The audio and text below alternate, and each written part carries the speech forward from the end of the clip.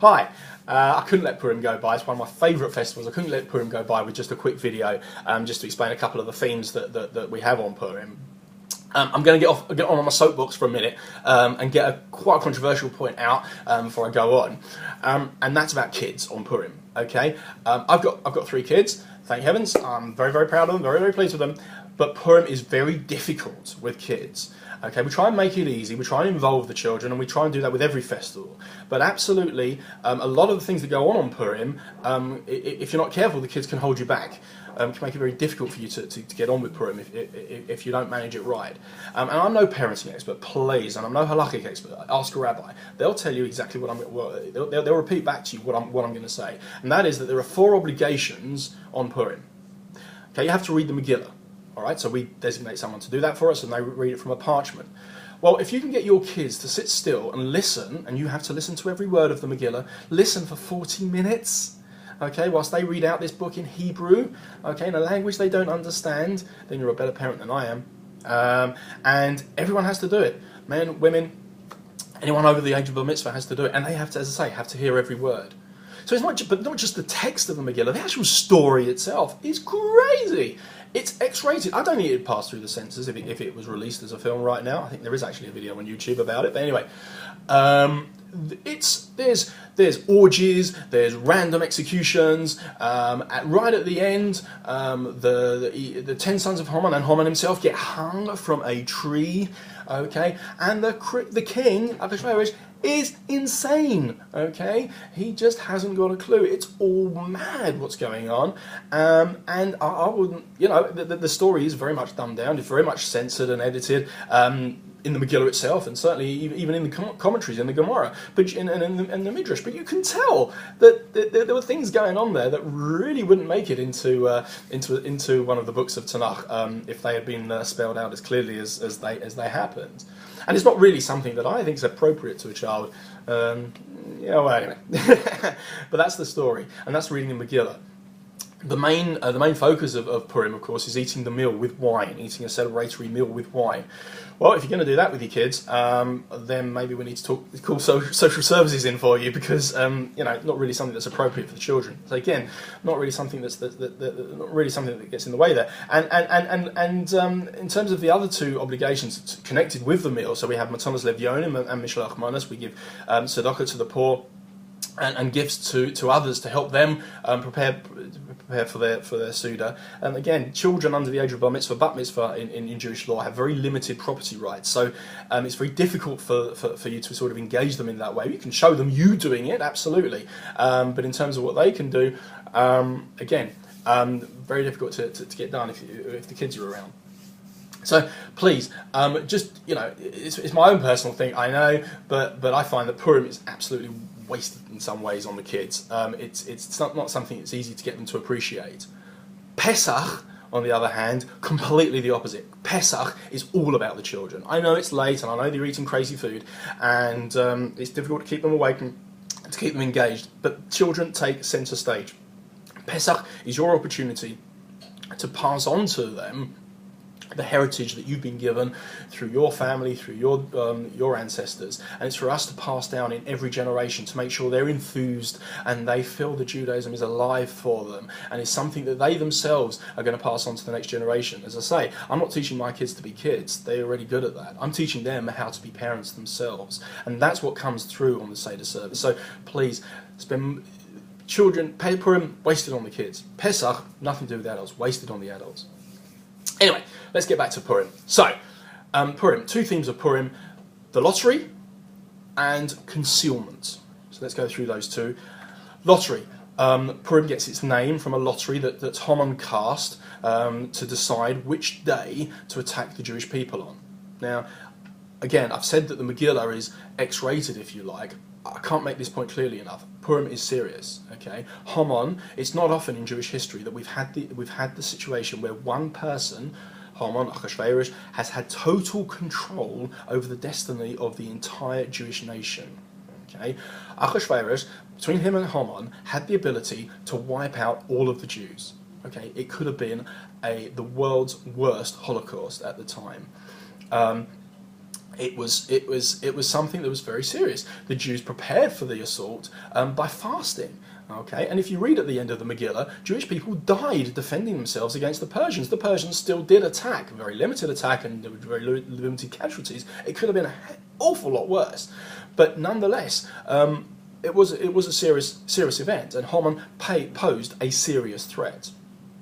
Haman used. Why did he use lotteries? Why did he just leave it to chance to decide the date of his attack? Well, he's descendant from Amalek, and Amalek very much draws its power from this idea of randomness. When we read about the attack of Amalek on the Jewish people, pretty much straight after the splitting of the Red Sea, it's in chapter 17 of Exodus. We see they sort of chanced upon the Jewish people. They kind of tripped over them whilst they were there, is the phrasing that the Torah uses. And this is the diametric opposite of Judaism. If you want to use philosophical terms, you could say that Amalek and Haman are deists. They believe that God created the world, but ever since then he's kind of left it to carry on its own devices, and the world works by clockwork, using the rules of physics that sort of let it run on its own speed, on its own steam. As I say, Judaism very much believes in God's intimate control of the world, or support of the world, or sustenance of the world, and if he were to let go for one moment, it would all collapse into non-existence. So this idea of chance and happenstance and coincidence is something that Haman tries to impose and Amalek tries to impose on us. And it's almost like we have a game of poker with him, where we say, "Okay, Haman, you want to work at the level of chance, but we'll work at the level of chance as well. But we'll see your level, we'll see your power of chance, if you like, because you do have, but chance does seem to play a role in the world as we see it in the physical world. But we'll raise you one, and we'll operate on the level of chance, not in the physical world, but in the spiritual world, where cause and effect have no meaning. God acts out of love." And when you're acting out of love, cause and effect have no meaning. You just do because you do, because people are. We appeal to God's sense of love for his Jewish people, not because we were worthy, not because we had tremendous merits, but because we were his people. And God saved us for that very reason. In fact, there's a beautiful symmetry there between the spontaneous reacceptance of the Torah at the time of the Purim story, the spontaneity, this outpouring of love and prayer and commitment to Torah, or reacceptance, I should say, and God's spontaneous act of love in saving the Jewish people, as I say, from this very, very imminent and very serious threat. So we say to Haman, "We'll see your chance, but we'll raise you one.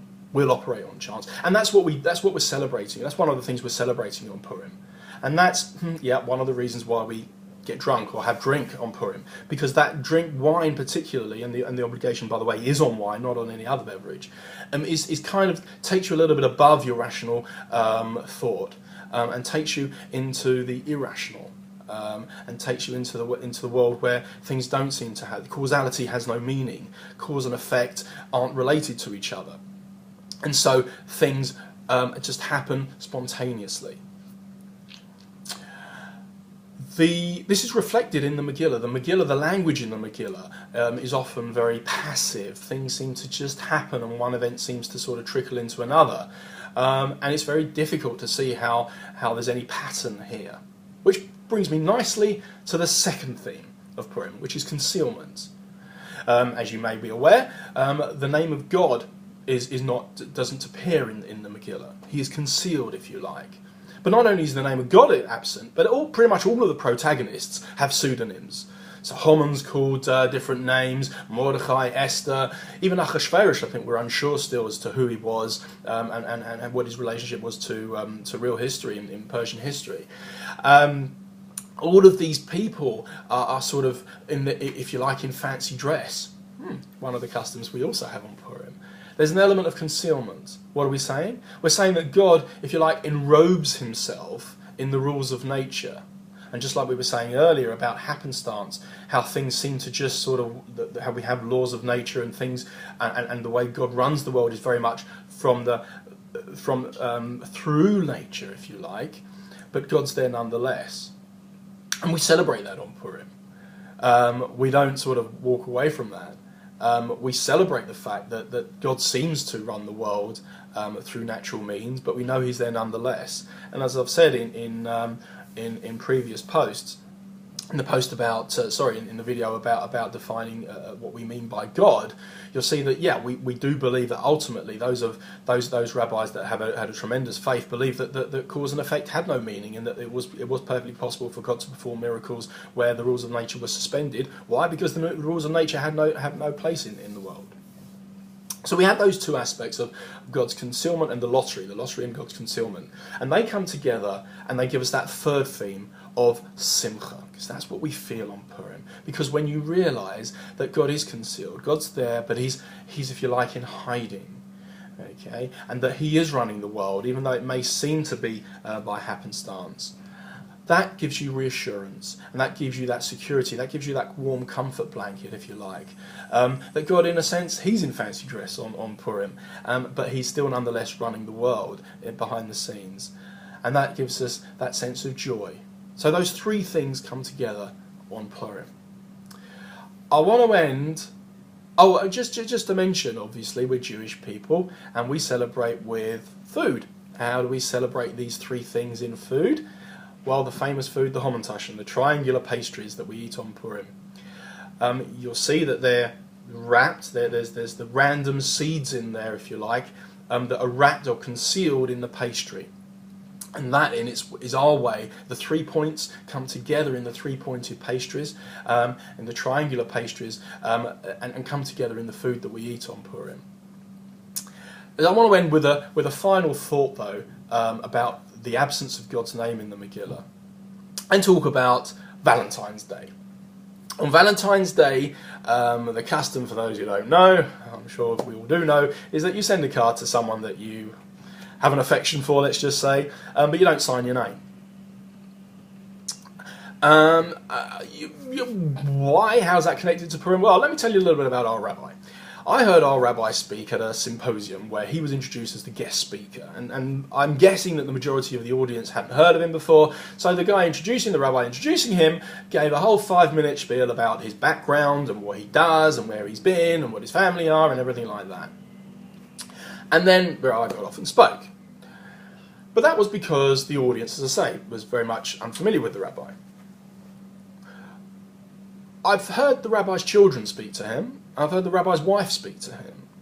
And I can tell you that it won't. I'm sure I'm not giving too much away here to say that they don't introduce him or call him up and say hi, and go through the whole, hi rabbi, you are the rabbi of this community and you've been on that road community and everything like that. They don't introduce him in the same way before they go off and ask him for seconds of breakfast, or to ask him if he can pick up some extra milk on the way home. Why not? Because they're that much closer to him. And the same with us. The closer you are to someone, the less of an introduction you need. So much so that on Valentine's Day, I hope, you can send a card to someone without putting your name on it and they know exactly who it's from. I'm sure we've all had surprise Valentine's Day cards from people we didn't know who they were. That's what the Megillah is. The Megillah, if you like, if we can compare it to this, is like a Valentine's Day card. It's God's way of saying, I am so close to you right now, I shouldn't have to put my name in the Megillah. That level of intimacy we have with God on Purim is so intense that we don't need him to spell out his name. We don't need him to write it down. We're like the wife that phones up and just says hi. When my wife phones me up, she doesn't have to introduce herself. I know instantly who it is. And that's what the Megillah is. It's like a love letter. It's like a Valentine's Day card from God. Please, I hope you enjoy Purim. Thank you very much for listening and watching the video. I have a freiliche Purim, a happy Purim, and all the very, very best wishes. Enjoy it. I hope you have a tremendous time with your family and friends. Bye now.